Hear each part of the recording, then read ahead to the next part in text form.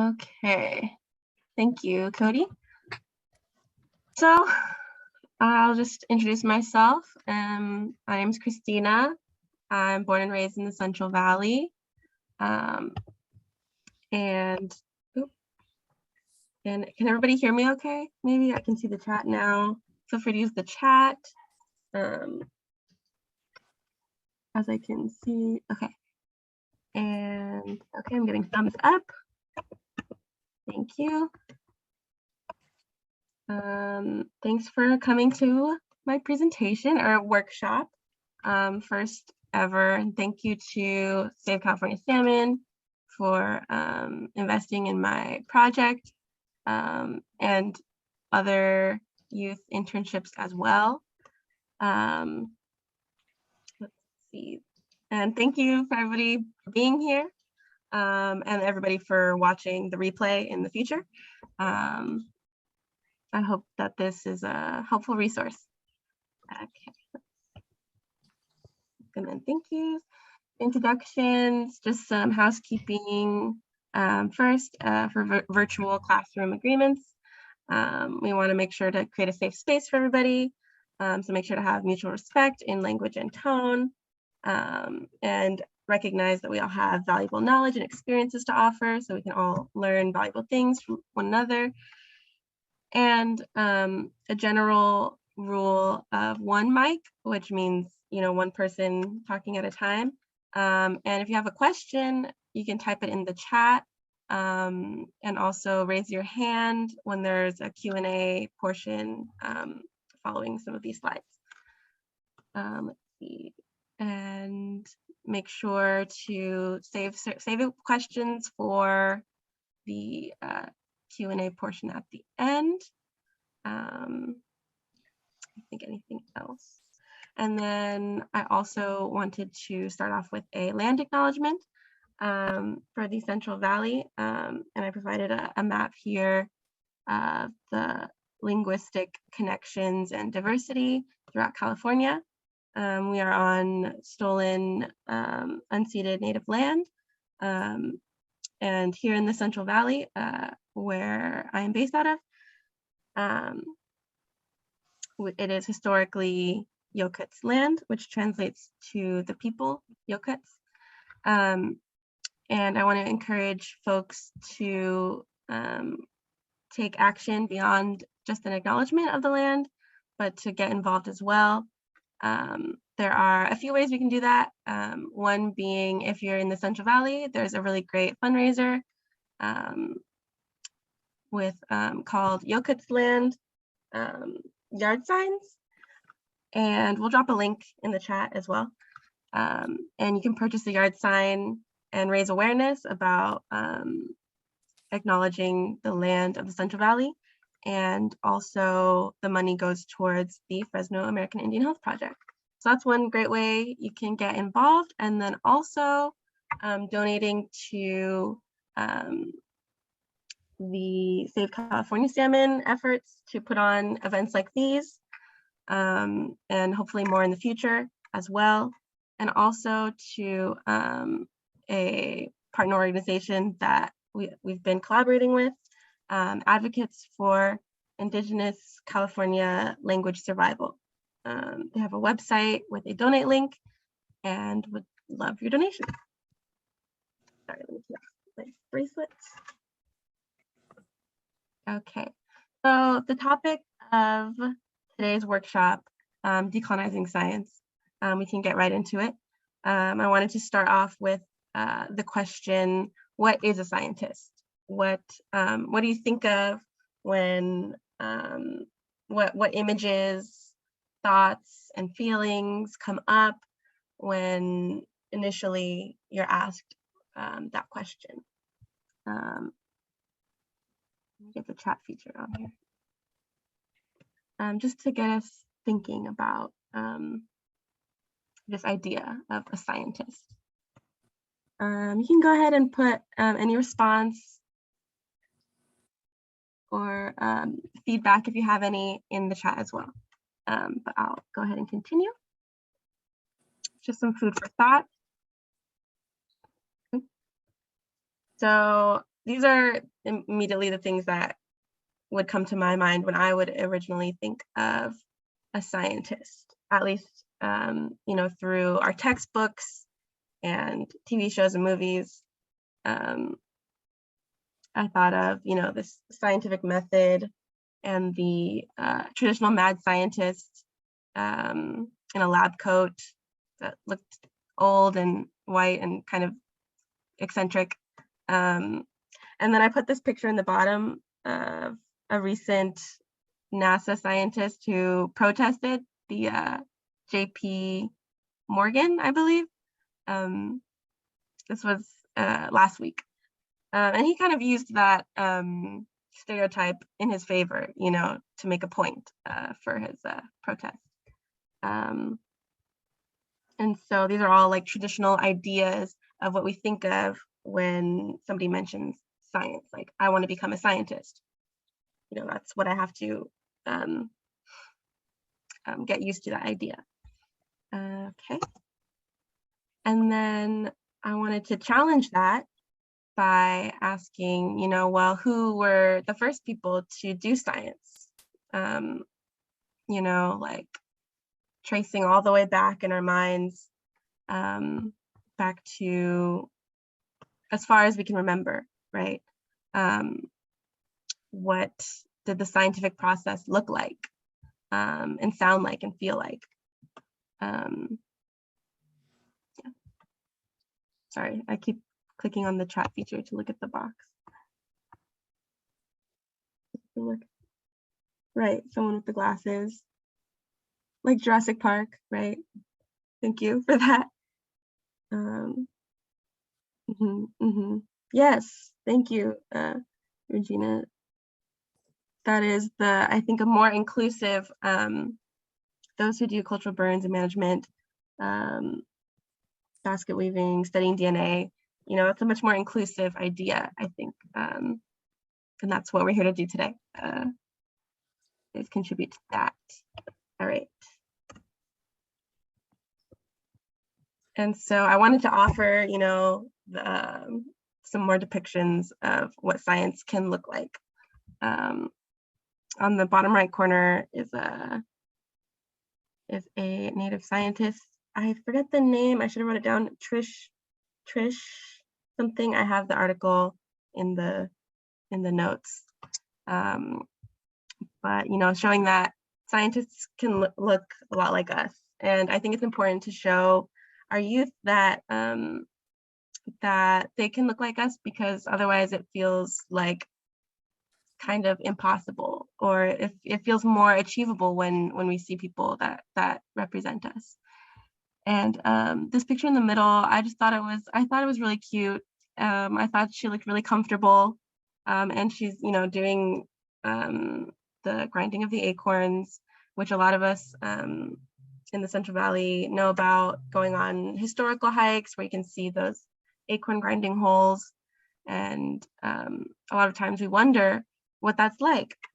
And a lot of the times we don't think of that process as inherently scientific, but it really is, over generations and generations, the process of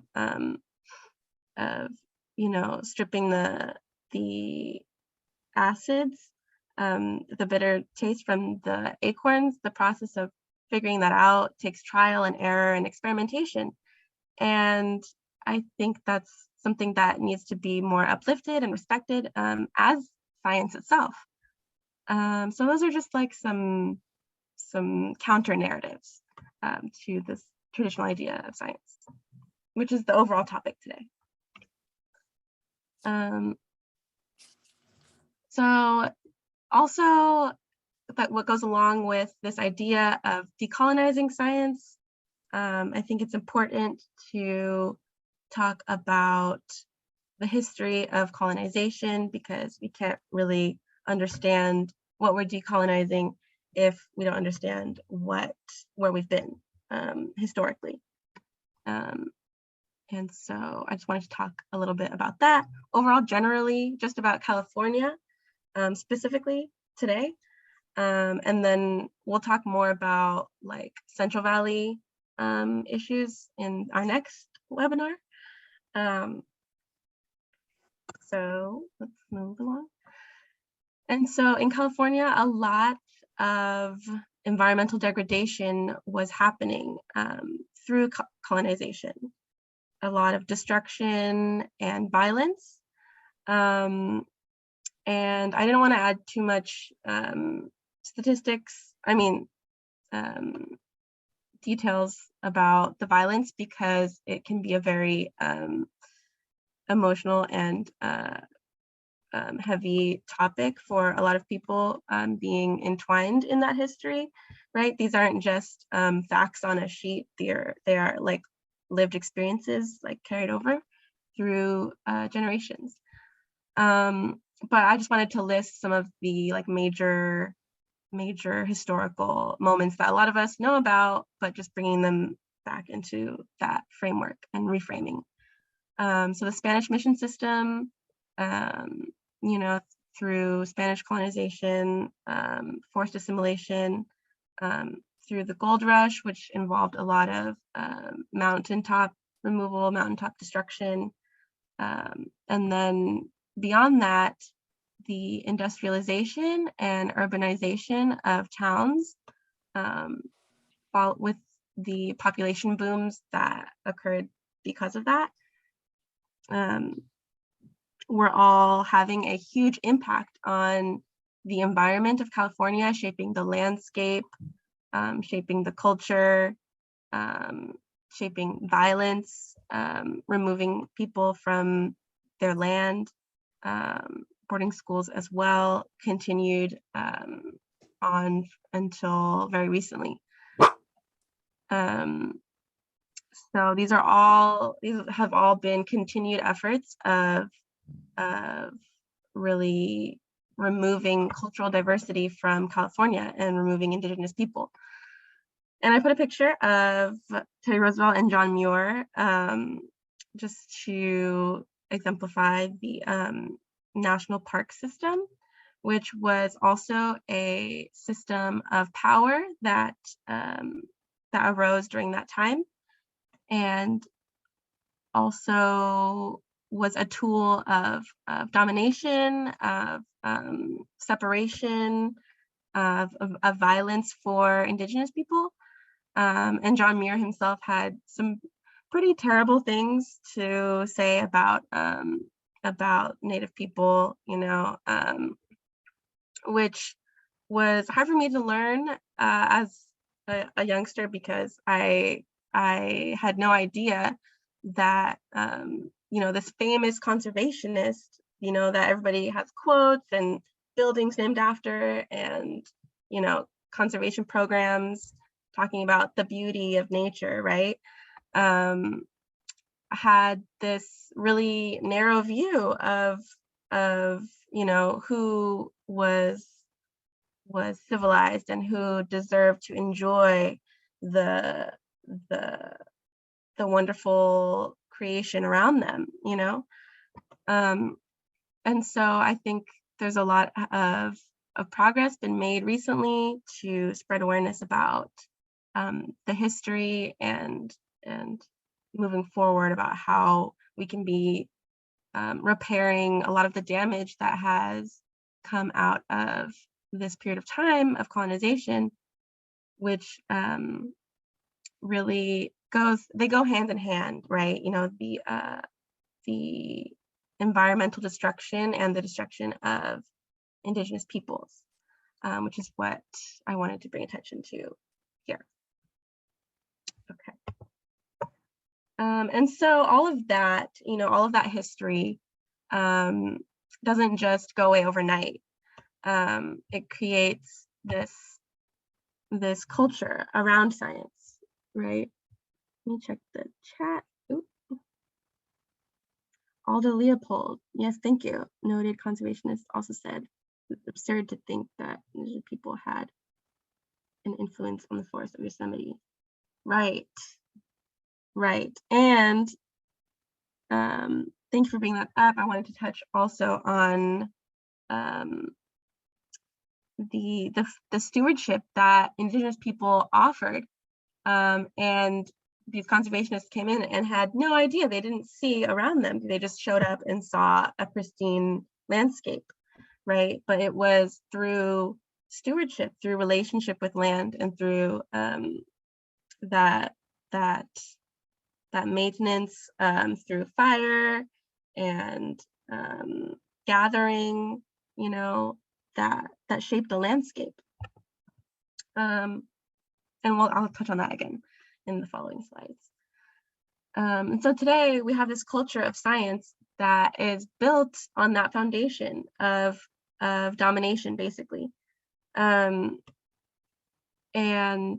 this idea that humankind needs to escape city life to go to nature, you know what I mean? And that nature and man can't coexist together. That is something that is, I believe, really apparent in Fresno and the Central Valley, especially because we have these like urban pockets where, you know, we don't have green spaces for people to go to, you know, be in their most natural state, connecting with nature. And it causes a lot of these mental health problems, anxiety, and not to mention asthma from the pollution, things like that. We'll touch more on that in the next week's webinar as well. And so it's creating this culture where we're living in a vacuum, and science is like this thing that is separate from nature, and humankind is like outside of nature, right? And so it kind of creates this hierarchy where we're like looking down on other living beings and living organisms. And I really think the hierarchical nature of science can be pretty detrimental to coming up with like innovative solutions for climate science and climate action, because you have all of these people at the top where like who running studies and funding science and experiments and papers that are not benefiting from voices that deserve to be heard as well. And so you only have one type of voice represented. And so that's where the hierarchical structure comes in. And then we have, it also creates a competitive kind of capitalist, individualist mindset where, you know, in order to be successful in science, you have to be more noted, be more referenced, have more accolades, and you know, really kind of climb to the top and have, you know, people under you that are like doing the brunt work. And overall, this can really make science a hostile environment for a lot of marginalized folks, because they have to climb over these barriers, which are put there for for a reason. And next we have, culturally, science is interpreted by experts for the public. So you have experts hoarding all of the knowledge, and then kind of they're the only ones who can interpret it. You have to have like a high degree, right? You have to have, you know, PhDs to really understand all of the mechanisms and the graphs and the jargon, or just the language that they're using. And so it's not accessible to the public. And so, you know, like what good is all of this technology if it's not accessible to people who it's supposed to be for, right? And also funding is an issue. Like people need to get their studies funded, and so you have to appeal to people who have money. And that can be also another barrier, I think, in the scientific community to have to appeal to people with the most power because they're going to fund the studies that serve their interests, right? And also, lastly, we have natural resources are viewed as a capital commodity. And to me, this is the most apparent one and the most heartbreaking one in a way, because natural resources like water are viewed for profit rather than for life, like a part of something that we need. And it becomes very politicized. And so, natural resources have become kind of capital over periods of time, and that removal of human nature connection, right? So I'm gonna talk about that yet. So what do we do now, right? If we see that there's a problem and there's these systems of power in place, what can we do about that? Thankfully, I have hope in seeing the fact that there's a growing movement to honor and uplift the field of traditional ecological knowledge, or TEK, which is basically the term for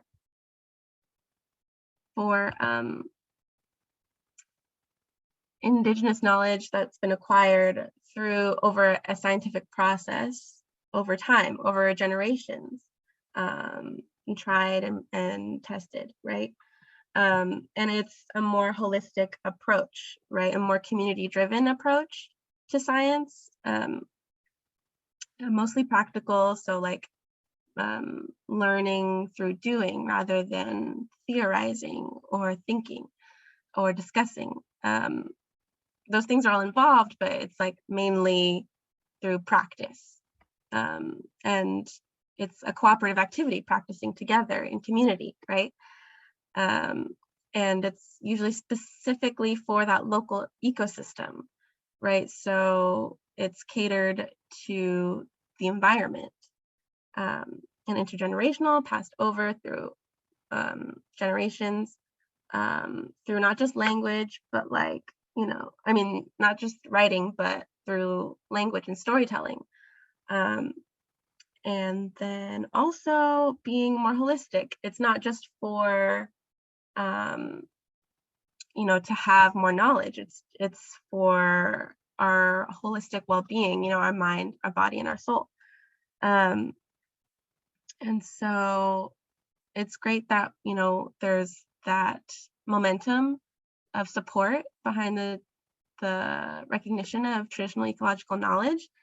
And I think we can continue that further, because there are still a lot of spaces where it is not recognized. And so that's where our youth, our youth voices come in as a powerful tool to bring that to their attention, right?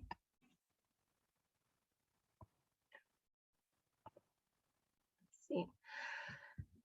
That is the majority of my presentation, the slides, and then I was going to follow it up with a community science exercise, just to put some of those ideas into practice. we can see if this works. Let me see how many people we have. If there's interest, I would love to carry through with it. It's a real quick one. I'll give the brief explanation of the activity. And it's all ages. It's approachable. Okay, so I titled it "Getting to Know a Plant." Kind of like getting to know a member of the family, right? The instructions for the activity: you just take a piece of paper or you can do it on Google Docs too. It's better with a piece of paper, in my mind, but whatever works. All you have to do is write down 2 columns, or have 2 spaces where you write a list in list format, because you want to list as many things as possible.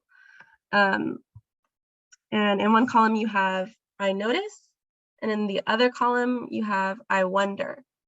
And so in that first column, you're going to write down all of your observations, all the things that you notice about this one plant specimen, and we'll get into that. And then the second column, I wonder, that's where you are going to start writing down as many questions based off of those things that you noticed as you can. And there's really no wrong way to do this. When I did this activity, I had just transferred to UC Santa Cruz. And so I was kind of confused by it,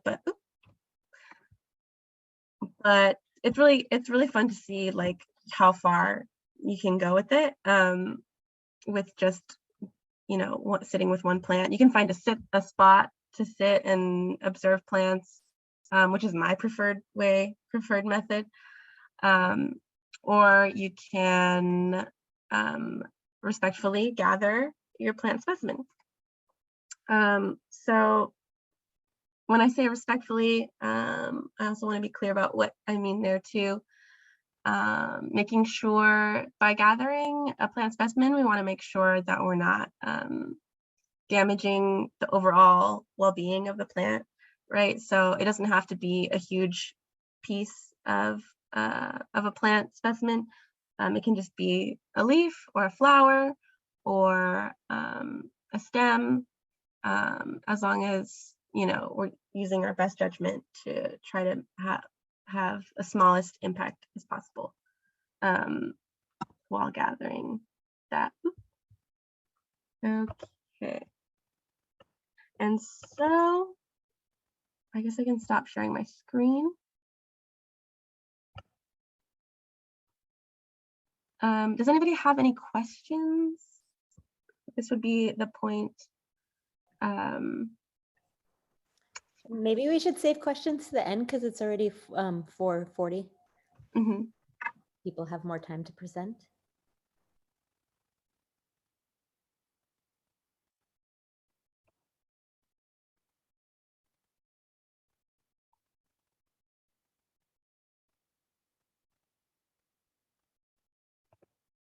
Sure. Okay. Fantastic.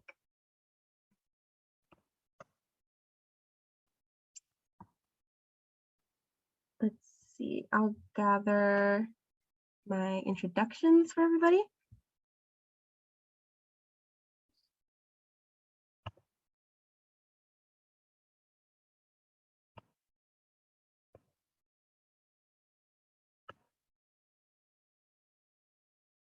Okay, so that brings me to the last portion of our workshop, which I'm really excited about.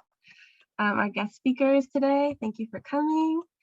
I'll go ahead and introduce you guys. Okay, Carmen Moreno is a descendant of the Tachi and Wachumni Yokut tribes from the Central Valley. Throughout her childhood, she was taught many cultural traditions, language, and as an adult learned basketry. She is the daughter of the late Lawona Oswick Iko Hasso, who was a Tachi language teacher and basket weaver. Working with her late mother, brother Gregory Ignacio, and family had a positive, impactful outlook to their culture. The family worked together in many ways, from learning the language, practicing cultural traditions, stories, songs, prayers, gathering food items, gathering basket materials, and most of all, respect to the land and others. The family would go out and educate the community at different events, sharing their cultural and traditions. Today, Carmen and her family have and will continue her mother's work and legacy that has been given to them to share with others. And Irene Vasquez, who is also here with us today, has been brought up in the traditions of her people, the Southern Sierra Miwok Nation, who live in the Sierra Mountains near Mariposa and Yosemite. Irene works to promote ecosystem health through conservation using collaborative, adaptive management while providing sustained forest products in an environmentally acceptable manner, contributing to efforts to sustain the American Indian way of life. And lastly, Mandy Macias is a member of the Dunlap Band of Mono Indians. She is a descendant of Western Mono, Mountain Maidu, and Ohlone ancestry. She has been learning and practicing basket weaving, traditional technologies, arts, and resources management since childhood. Mandy received her BA in anthropology from CSU Fresno in 1995 and has been employed professionally in the fields of education, archaeology, environmental planning, and tribal outreach. Thank you all for being here. So just generally to get started, I would love to hear from each of you a little bit about your work thus far and your experiences in your field. If we could go in a lineup. Oh, okay, so I guess I'm up first. All right, yo Yokuts, yo Carmen Moreno, ingana nyam Nahoich, yo Chumpney, yo Tachi, on my Ipinich too, on my dad's side.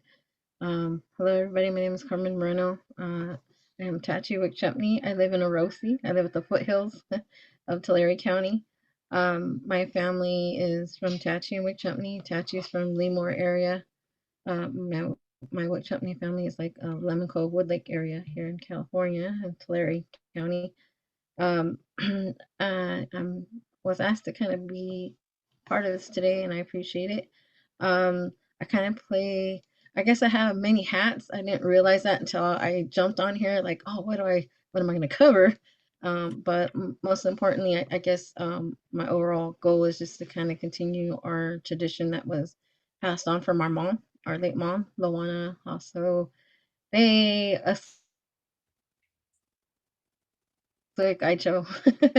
So I just want to share really quick the picture that you did show, Christina. That is our great grandmother. That is our Katie Wenham-Cut, and that's our grandfather's mother. And Which so one? at the cute little lady in the middle Okay. Oh on the grinding rock. I thought so. Okay, thank you. You're welcome. We all share that figure. So anyways, overall, I was raised in the valley with our cultural traditions, language, and when I got older, basketry. But that came along right when my mom was fully fledged working in the language. So not only that, but growing up, I spoke to someone earlier and I said I didn't realize that what we were doing growing up, people would look at that as cultural knowledge. I said, oh, I just thought that was just part of our regular upbringing. I didn't think it was something different. But then I realized there's a handful of people that don't have the same knowledge, or some of it's not their fault. It's just their environment. And I think we received that knowledge from our mom, kind of like to kind of keep on continuing educating the community. So I'll just try to do this really quick, but I'm going to kind of start off with the Tachi side, because everybody's always talking about the changes. There's a lot of changes and adjustments that all our Native people had to go through, and it came in phases. From missions to being moved to reservations, or resources being moved, because our tribe was one of them that was located off the Tulare Lake here in the valley, and it was one of the largest lakes around, actually, but it wasn't the home to us. It was home to many other tribes. When the agriculture came in, it was drained, so a lot of different tribes kind of had to find different resources and go to different areas. So there's always a question of like, oh, you're a Yokut tribe, um, and I understand what they mean, but at the same time, I kind of want to, like, okay, well, Yokut means people, and it's just we're part of this area. It's kind of like sister tribes that surrounded this area, and yeah, we have a lot of similarities, but at the same time, we kind of draw to each other because there was not much groups left, and so they had to kind of come together. So with that, I look at our people as like the original stewardess of the land, knowing how to use what items, how to take care of it, not to take more than they need, and to help others. That was the main thing. And now it's very limited. There's not much access. If there is, we have to be careful with certain items because a lot of those food items was their natural stuff, like clover, wild onions, all that stuff was their natural food. But because you can't have access to it, or you have to be careful it's not been treated or near certain other chemicals because you're taking that in that might, be harmful to you also. So, but so my part is I work with ICLs. I'm a program assistant, but I'm here mostly kind of giving the education part from my family side. My grandfather, Felix Seichow, he was full-blooded. He was a speaker, and I'm very proud to see all the work that everybody has done on that side of the family, and they've come a long ways. And we have a lot of healing to do at the same time, because as we move forward, we learn from people, but we lose our loved ones along the way. So I try to remember like our way of paying respect to them is to continue doing stuff like this, educating people. So thank you for having me today. I'll stop there because I'll talk too much and I'll hand it over to Mandy so that way, we can kind of keep it going. Thank you. All right, I guess that's me then. Thanks, Carmen. Manahu, Inani and Mandy, Nawiwe, Fresno, Onyesh, New, well, it's been a long day, so that's about as far as I'm going to get, but we're going. Anyway, my name's Mandy Macias, and I'm Western Mono and Mountain Maidu and Ohlone. I'm raised here in the Central Valley, the Sierra Foothills, Dunlap, which is a little town with a school and a church and a bar, and that's about it. I guess, I wasn't real sure on the agenda and how we're going about this, but just to give you some idea, when you talk about the decolonizing, you get into the aspects of science. We have been scientists, for generations, the curiosity. I mean, science is all about curiosity. And as Native people, we were curious what was on the other side of the mountain. We were curious what was that plant going to do. We were curious, how did that animal taste? We were curious. And that's a lot of what science is. It's the curiosity and coming up with a theory and moving forward with a plan. And sometimes it works and sometimes it doesn't. And, when you put things into categories, we are botanists, we are ecologists, we are doctors, maybe not the hard sciences like what you see, which is what we're here for, colonization concepts, but we are, our own set of scientists. And that's something that has been absolutely so hard to, I guess, wrap your head around as a contemporary Native person, trying to instill that into our youth. And I think I made that comment in the chat is, and you brought this up, Christina, that hostility of the Western sciences, hostility of the conquering, the colonial folks, whoever they may be, that hostility gets carried over and it's a very hard thing to get out of. And so anyway, so talking about hostilities, my family's militant. I'm the next generation down from the militant crowd.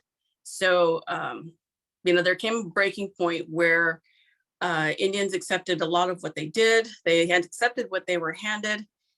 And then came the 60s. And then there were these crowds of militant folks who just decided, the last straw was cracked and we're going to put our name out there. It's cool to be Indian when you're not an Indian, but now we're going to make it cool to be Indian and actually be Indian. And so with that in mind, I went into the field of anthropology as an archaeologist. That's my background. And talk about hostility. You've got hostilities on both ends. You've got the non-natives questioning what you bring to the table as an indigenous person. You say it's the truth and they say, where is it written? Where is it proven? And then as a native person, you tell native people you're in the fields of anthropology and archaeology, and immediately, you're a trade coat. You're one of those guys. You're one of them, and I'm actually in the field of anthropology, archaeology, because if anybody was going to handle my people, I wanted it to be me. So, we are very diverse people. We're a very diverse group. When you talk about the sciences, we are, I think we have been going on and on about how science is part of our natural environment. You just had to see it written and published, and some expert had to come through and do that before it became real. Much like Native people saying that they're Native, and like Carmen shared, the great Buena Vista Lake shores, but until, the masters of anthropology, Kroeber and Merriam and Gayton came through and document this stuff, it doesn't really mean anything from tribes until they can back it up. And that's something that we're still challenged with. That is something that we still fight with. It's something we still, work our way through. And that's where, we come to the table and we offer what we can and we educate where we can and when we can. Anyway, I work for federal agencies doing land stewardship as an archaeologist. I worked in education doing Native American coordination for various school districts as a substitute teacher, and found myself working for a state agency where I am now for the last 20 years or so, doing archaeology, part-time archaeology, part-time Native American coordination for state and federal regulations. I work for a local state agency here in Fresno. And one of the things that I can attest to coming up as an anthropologist is, one, I'm coming out of high school when NAGPRA, Native American Graves Protection and Repatriation, is coming about. So I already had my mindset on going in the field. So as I'm coming out of high school and going into college, NAGPRA is this hot ticket item. And ironically, this last year, we had Assembly Bill 275, which is another version of California NAGPRA, which captures a lot of the unrecognized tribes and indigenous people who are not members of the political structures of tribes, federally recognized tribes. So it's kind of gone full circle in a strange way. But where I'm going with this is that having been at the forefront of some of these regulations, we created our process. We tried things, they didn't work. We tried other things, they didn't work. We just keep trying stuff. And that's, I think, where we are as Indian people. And maybe that's my work ethic, I don't know.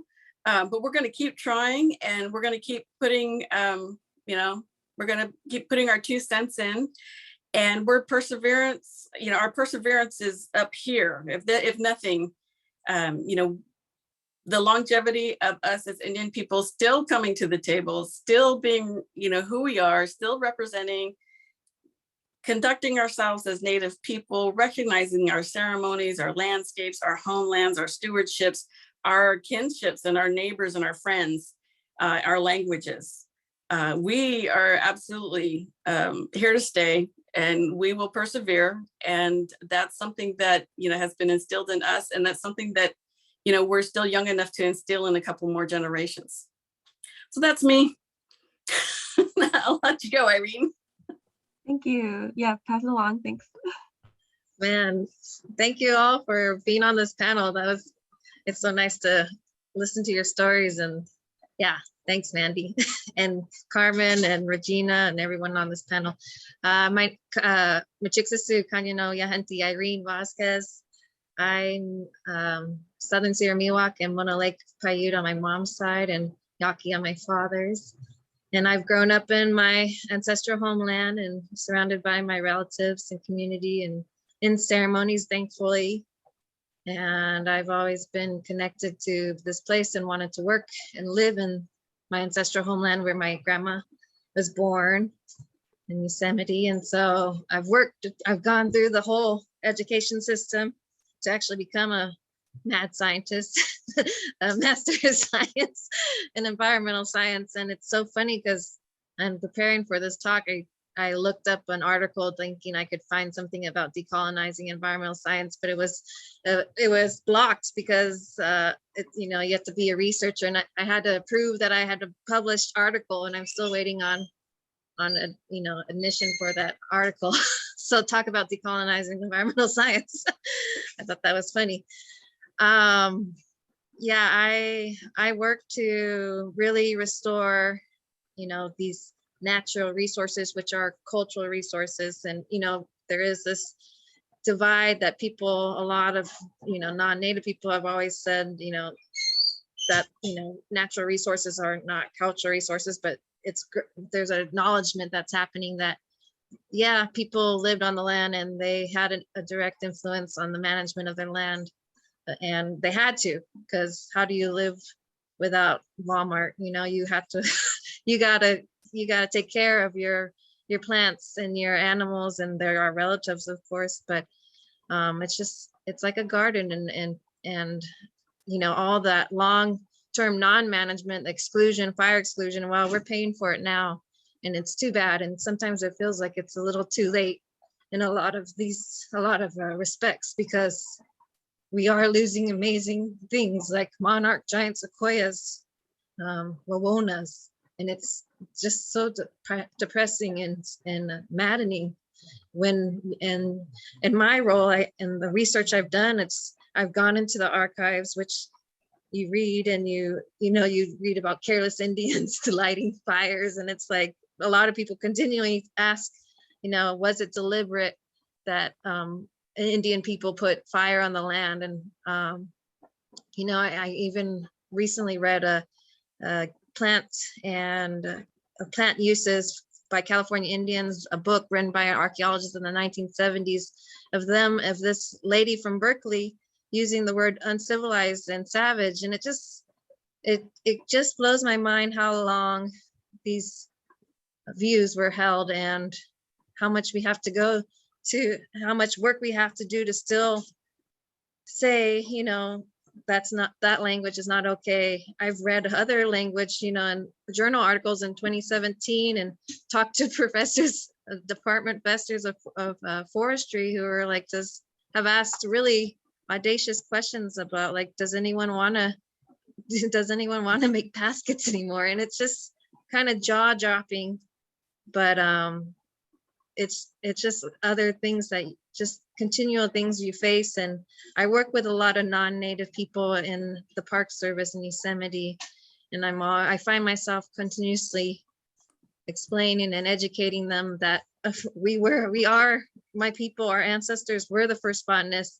And I find, it's like there were names, there were native names for these resources, for these plants, and I tell them and I, try to educate them about their uses and their continual uses and importance to people today.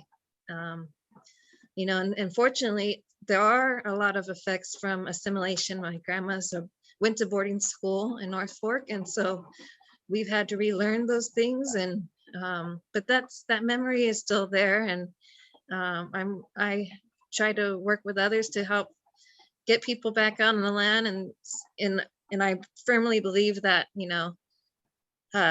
getting people back to take care, take their role as the original stewards is healing, because I mean, it is physical getting out there on the land. It's you get a good workout and you feel good from it. So when you take, pick up your acorn, when you make it, when you learn and relearn that what is deep inside us already in our hearts and in our DNA. So yeah, that's a little bit what I wanted to speak about. And yeah, thank you for having me here. Thank you so much, everyone. It warms my heart just to hear all of you guys share. And I want to open it up to questions. Yes, definitely. I was looking for a way to bring up that as well, Carmen.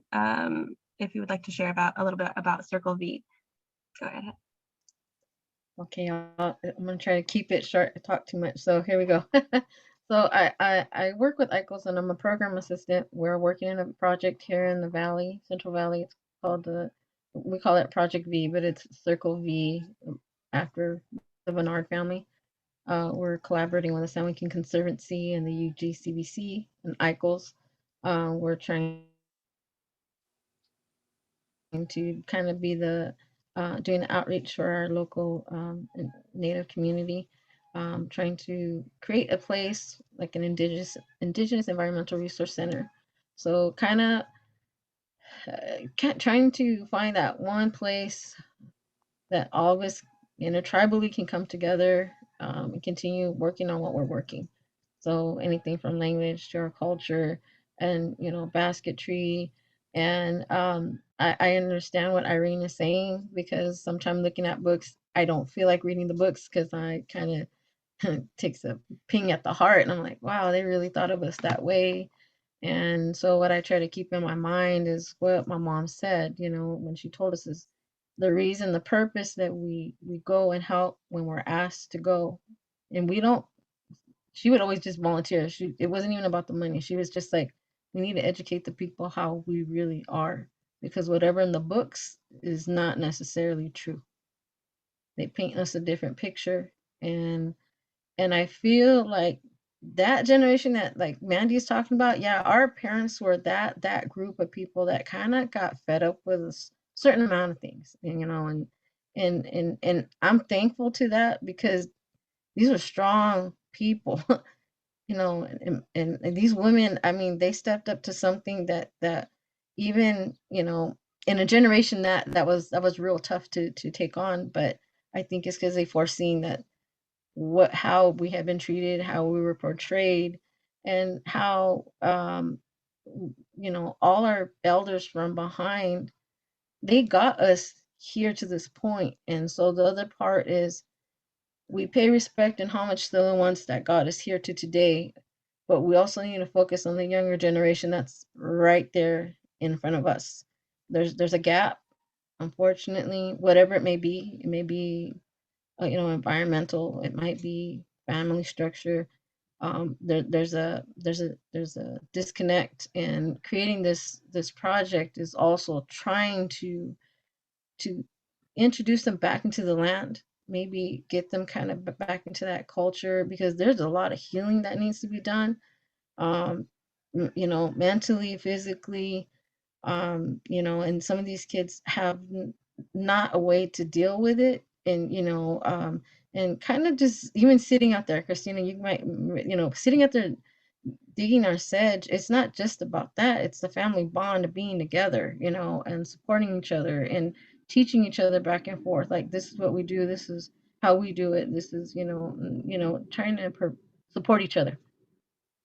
So I always think about, like, mom always said, you have to pay homage to the people, pay respect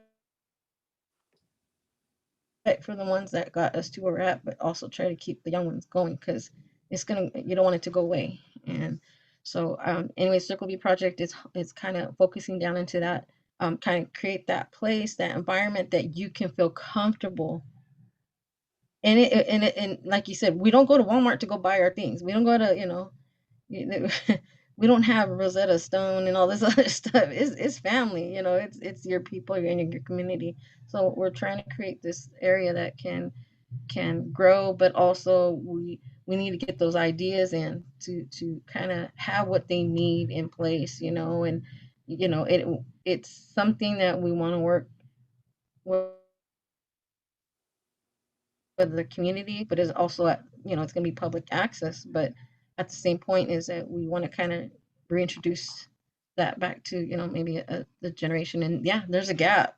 I don't know, and it could be different things, you know, boarding school. Yeah, there's a gap for one reason or another, you know. And my mom used to tell us is that, you know what, it's not always about getting mad.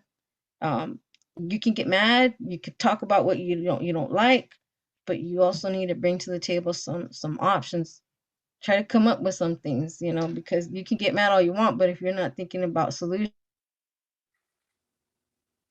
you ain't gonna get anywhere other than just getting mad. So that's what I try to keep in mind. And this project, you know, will I'm gonna let, I think Carly might join you next week, and she's gonna go more in detail. But I wanted to plug it in because we are having we open up the visits every other Monday for Volunteer Day, but this is an opportunity for the people in the valley to come out, see the property, kind of hear, you know, we can go more in detail about what the project is, but it's, you know, basically, trying to keep things very minimal changes, but creating a space where they can maybe do like language trainings, conferences, gatherings, and that kind of stuff. But anyways, I'll let Mandy go. I think Mandy had something to say. Thank you. And I'll plug in the email address. You know, I was just going to reiterate, you know, what you're saying, that your mom stepping up and that generation stepping up, that our families have, I know my family has been instrumental in, I guess, pushing us that in my grandparents' era, you know, my grandpa was very forthcoming that we would always be judged first and foremost by the look of our, you know, by our appearance. So no matter how good we were at what we knew, there was always going to be somebody who questioned what we knew. And so we had to be the best Indian and better Indian. And, you know, so like the language, the basket weaving, the hunting, those traditions weren't going to make us successes in modern contemporary Western culture. We needed to be better at being non-Indian. We needed to be better than them. And so then, yeah, so then my mom's generation comes along and she's like, what, you know what, this is not cool. We want to be more Indian than the non-Indians now, because all the hippies are Indians and all the anthropologists are Indians, and the Indians aren't Indians anymore.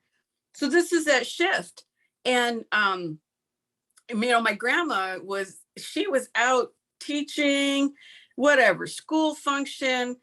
And those are some of the things that we learned over the years, is that the more we educate, and this goes hand in hand with the Circle V project and all the outreach that's coming out of that, and all you know, Irene's involvement, my involvement, anybody who steps up and wants to educate, the more we educate the non-Indian community, whether it's professionals or just, you know, Joe citizen who wants to know about something, the more we educate and put those seeds out there, the more they create, I don't want to say they, but they assist us in bridging those gaps and creating those paths for our younger generations to move forward with the comfort of being Indian and knowing their stewardship, knowing their plants, knowing their landscapes.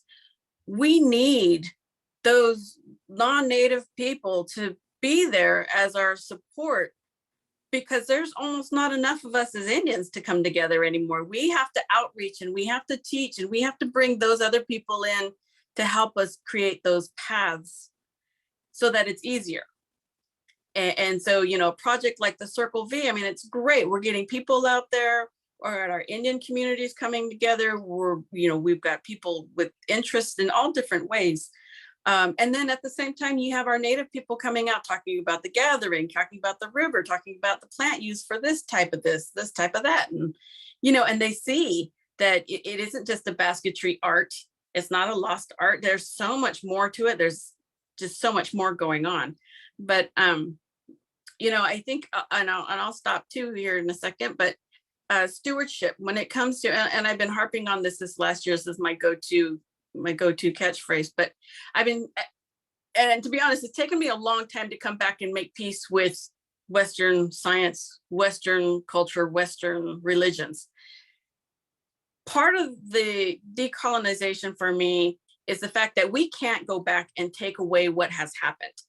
But what it has done, whether it's religion or culturation or boarding schools or whatever it is that's affected us today or in the generation past, we have taken those experiences and put them to the best of our use. So now here we are, you know, we're stewarding, we're teaching, we're still, what is, I don't know the metaphor, but if you want to make somebody, you know, when you want to take something away from somebody, you know, you want to break their spirit, break it, but, you know, ultimately there's going to be that crowd that's going to sit back and hoard it, you know, and that's us Indians. We, you know, you tried to put us in boarding school and we still kept talking. We still kept basket weaving. We still kept doing all the things because you told us not to. I mean, that's the typical teenage defiance, right? Don't get on the phone. Yeah, I'm on the phone. Don't drive my car. I'm out there. And, you know, and that's us. And that's where we are. You know, you held us down and put us in a corner and we fought back, and we're persevering in that sense, and we're fighting back, and we're using the tools that we have today, our contemporary tools. Like I say, you can't get away from science too much because here we are on the internet, you know, and we're talking about, you know, driving hundreds of miles to go to these land uses and stewardship places so that we can coexist as tribal people and learn from each other. We can teach other people who are going to go out and get on Facebook and share it through the masses and social media. We can't completely decolonize our, you know, our style of approaches, but, you know, okay, I'm talking too long, but what I wanted to emphasize is that as stewards, nobody ever asked us, you know, whether we wanted to give up our land. Nobody ever asked us to politely sell off our space, to give up our land, to deny our roots in this homeland, in this earth. We've never given and relinquished our role and our rights and our place we're here in California. We've never relinquished that role. So all we can do now is teach others to steward it for us. Nobody's going to give it back to us for free. Nobody's going to magically say, hey, we were wrong, let you have it back. So now we're in a position where, you know, we have to work with others to teach others how to steward it for us and teach others the importance of it, and expose to other people, you know, how, you know, our technology, our science works, and how it's, you know, successfully still working generations and decades since, you know, the first settlers came through and deemed us not worthy. And unfortunately for them, we felt we were pretty worthy, and we're still here. So.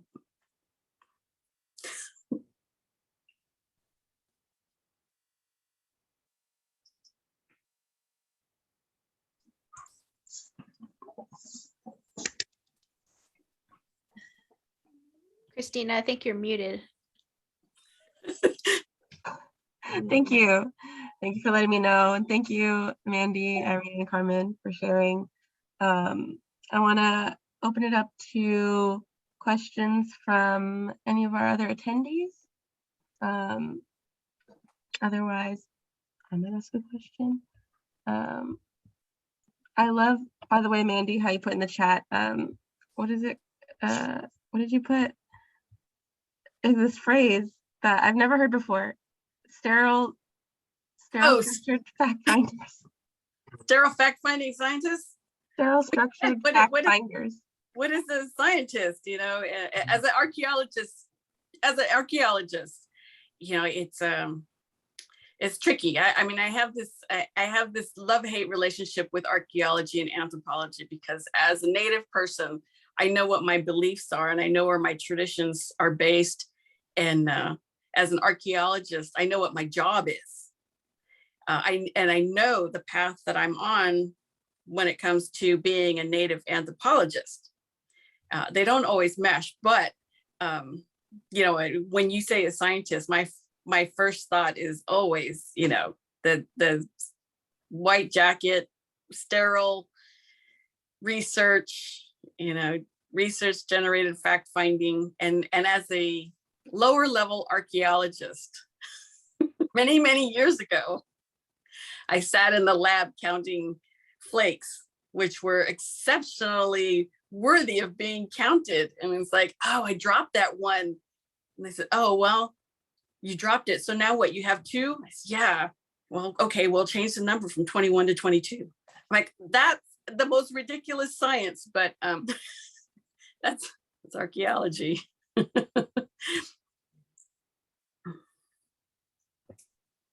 Oh my gosh, that brings up some memories of my time in the ecology department.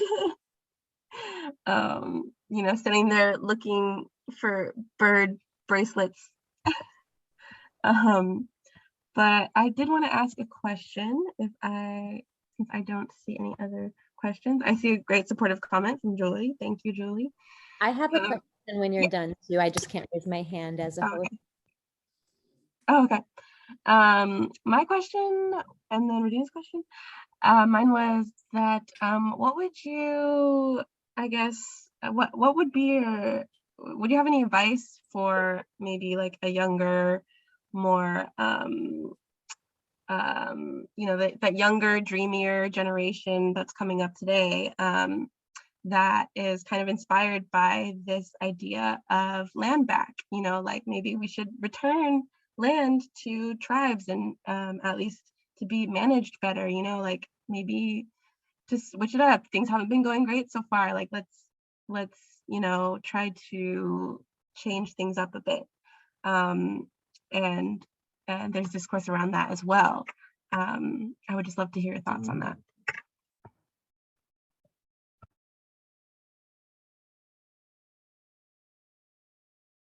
And that's for anybody who wants to chime in. I'll just go really quick, only because I've been going to the school system lately. When I did the presentation on the Circle V, I kind of looked at them and I had to think very, what did I say? I want to give them every opportunity. And I had told them that, I know sometimes it may feel like there's a disconnect with your older, generation. But I go, it's because they're looking for the next ones to kind of carry us through. And I said, I go, I'm gonna tell you what my mom told my girls, and I go, and I only made it through high school, but I was in the medical field for like 25 years, and where I started working in the fields, and then I finally became a lactation consultant when I kind of ended the chapter in the medical field. But I'm happy where I'm at because ultimately I was always doing both. I was always working on both, like helping mom with the culture side, and it's just part of me. But I told them, I'm gonna share something with you guys. I said, understand that there is many people looking at you, and I go, but the only thing is important is to take care of your people that have been here for you. And I go, even though they may not talk to you, I go, they see you. They're seeing what you're doing. And I said, you may not, you're in high school now and life is like carefree. I go, but you have to find your own, hone in your skill, and and just kind of remember, if there's a place you can put yourself to kind of help your people, I go, that's exactly what someone else did before you. And I said, so I go, and I hate saying this, but I always think about mom. She said, the dangerous, she goes, yeah, they look at us as dangerous Indians. She goes, but you know which one is the most dangerous? I said, who, mom? She says, the educated ones. She goes, because they have two hats and they're thinking about their native ways as they're doing their thing, and so I always think about that. And so I think about my girls as they go to college. One already finished. She graduated from UC Merced, and I think she had different intentions going in, but then now she's a Native American mentor at Sierra High School. And I said, that's what mom was talking about. I go, that's what her grandma was talking about. And I go, you're gonna find your own skill. I go, it doesn't say that you need to become a teacher. I'm just saying find what you're good at, And I think that's it. Find what you're good at, because we all play a key part. And I think that's my message to them, is that you don't have to be that scientist, but find what you're good at and kind of use that to help your people. But I think that's my part right there. Thank you. Thank you. And that really segues into the topic of our next workshop next week. Thank you. I guess I might say, reframe your image of what a scientist is. Like in my mind now, I see my ancestors, a woman, pounding acorn, collecting manzanita.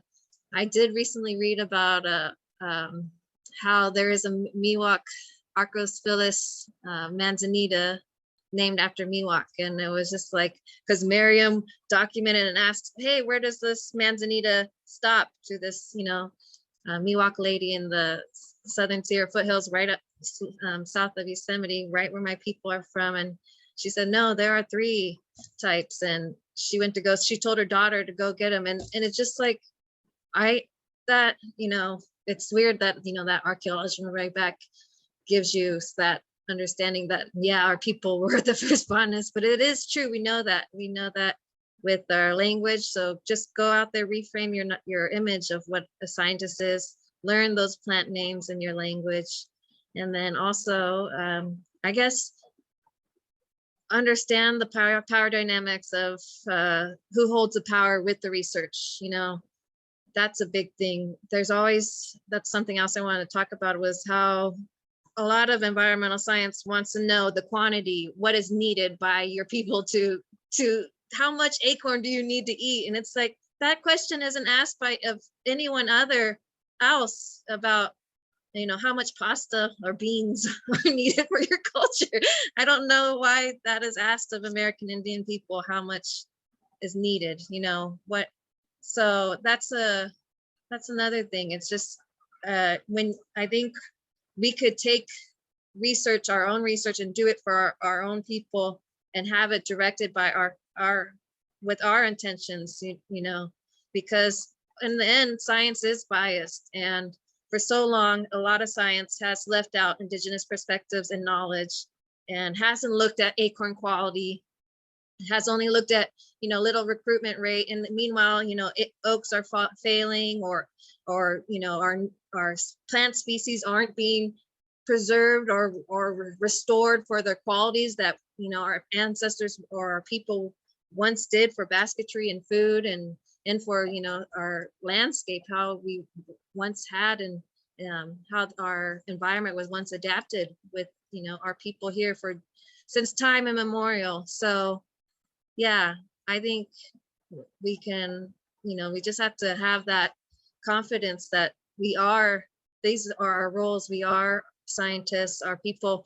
Gosh, these basketry, baskets, it takes math to make these designs, and in teaching that to our youth, it's just, sometimes it's an eye opener that, yeah, we are geologists. I mean, making obsidian arrowheads, that's geology.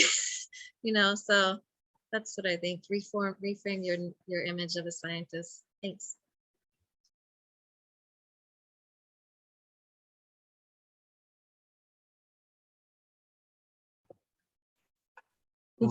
Regina, did you have a question? Yeah, so I live on the Klamath River on Karuk land, and Karuk are really known for their cultural burning. And so we're seeing more and more, and it's been really frustrating to the youth out here, white scientists taking the knowledge that comes from Karuk scientists as far as cultural burning, and prescribed burning, and kind of like presenting it as their own findings. But then also kind of twisting it, like saying things like, oh yeah, well, Karuks only burnt around their village sites, when really they burnt in the high country too, because burning wilderness doesn't fit into their mind frame, say. And then we have these issues where like our youth call these scientists out, right? And are like, that's not true. And they're like, well, you don't know anything, but really their parents and grandparents are the people who came up with the studies that are being stolen. And so I'm just wondering how you deal with that, like when people take these traditional science and traditional knowledge and present it as their own, but kind of, I don't know how, like kind of twist it. like, because I really respected what you said, Irene, as far as like who's putting out the studies and things like that. Because I feel like, I mean, luckily Karuk folks are being published now more and more. But until now, with the prescribed fire science, so much of it was like taken from native scientists in the first place and then twisted. So how do we call that out, or how do you deal with that? Is my question. Go, Mandy. I'll go right after. Oh, I think, I took that same that conflict and became an archaeologist, and that was it. And like they say, that's a little bit of the influence of my grandpa. You got to be better at what they do.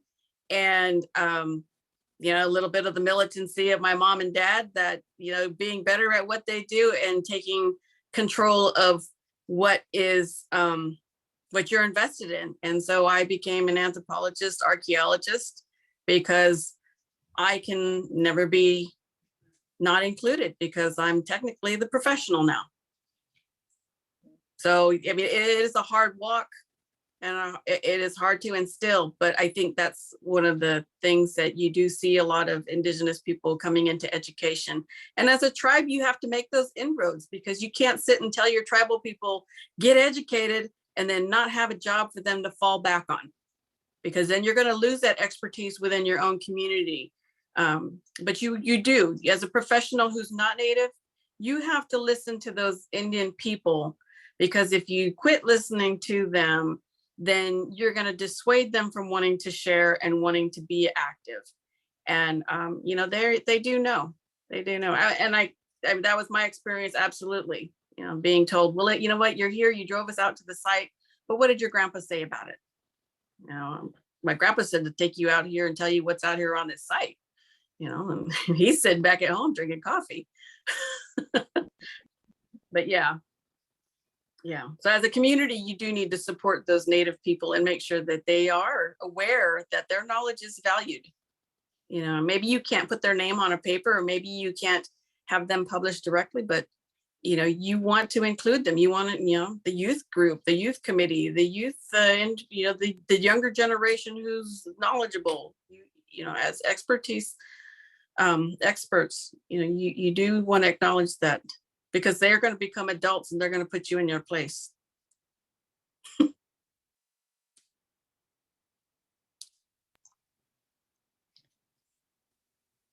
I think Mandy's kind of the reason I said go for it, because I think she sees it almost quite often.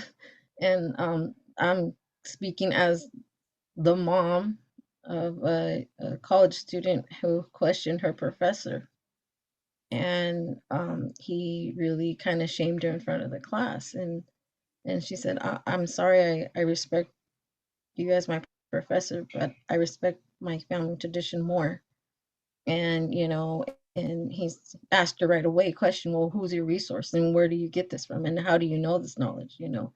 And she said, firsthand, my grandmother. And then she goes, this is different than what you're saying, and I'm not trying to disrespect you, but I have to correct you. And she goes, I may not be doing the right thing, but I'm thinking of my grandma, and correcting something within our area. And the teacher kind of like, well, okay, can you share your knowledge with me? Can you show me something? And it ate at her, because she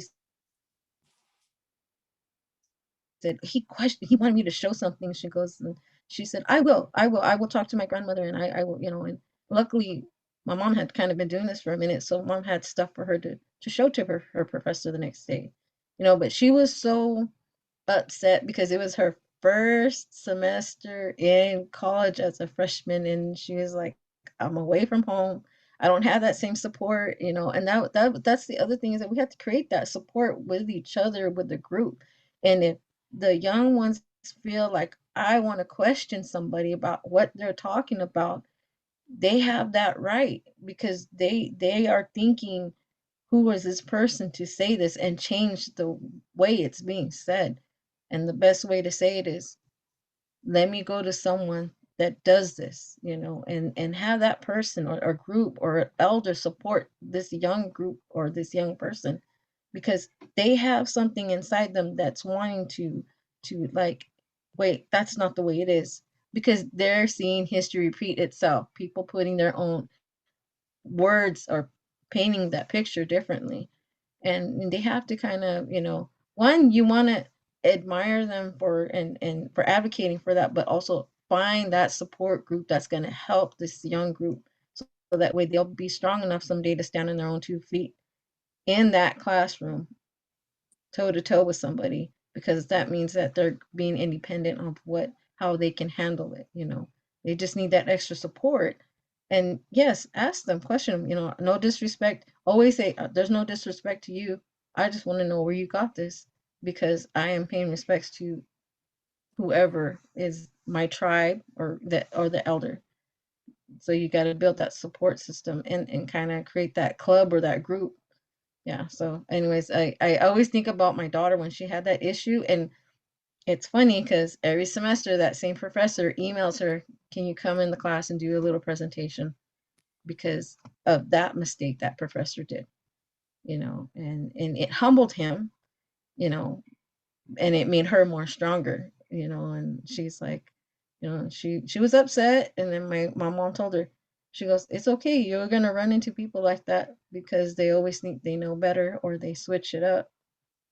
But you got to go find your resource, tell them where you got it, and make sure someone's with you, you know, if you're not strong enough, because someday you are going to have to do that by yourself. Okay.